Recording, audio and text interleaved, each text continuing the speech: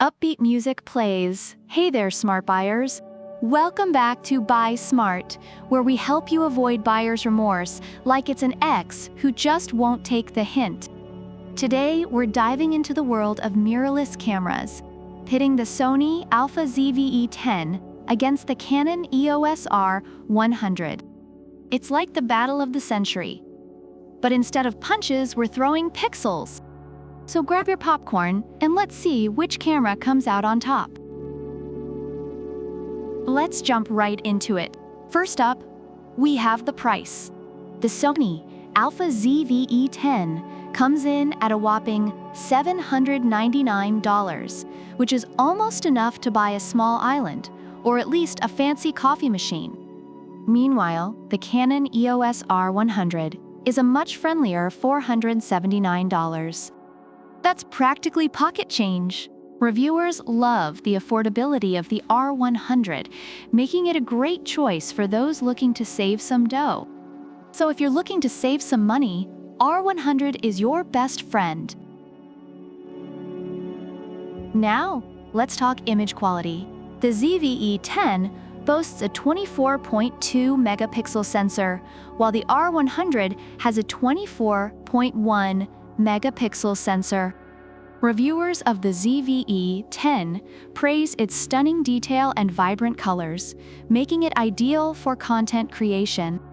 The R100 also delivers excellent image quality, especially for beginners, as noted by those who have improved their family photos with it. Unless you're a pixel peeper, both cameras will make your selfies look fabulous. Next up, let's dive into the processors. The ZV-E10 is powered by the BIONZ-X, while the R100 has the trusty DIGIC 8. Reviewers appreciate the performance of both, with the ZV-E10 being highlighted for its advanced autofocus features. Both processors do a great job, so let's just call this one a draw. It's like picking between a T-Rex and a Velociraptor. Both are awesome. Now let's get cinematic. The ZV-E10 can shoot 4K video, oversampled from 6K, which is a highlight for many reviewers who are content creators.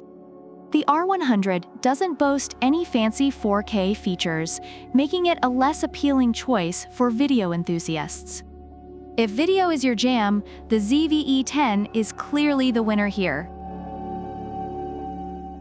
Next, let's talk about focusing.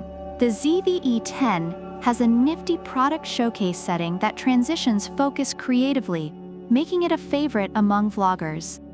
Meanwhile, the R100 boasts dual-pixel CMOS AF with eye detection, which is appreciated by those capturing family moments. Tough choice here, but the ZV-E10 takes the cake for creativity. Finally, let's talk speed. The R100 can capture 6.5 shots per second, which is faster than some of its competitors. Reviewers recommend it for those who need to capture quick moments, especially with family photos.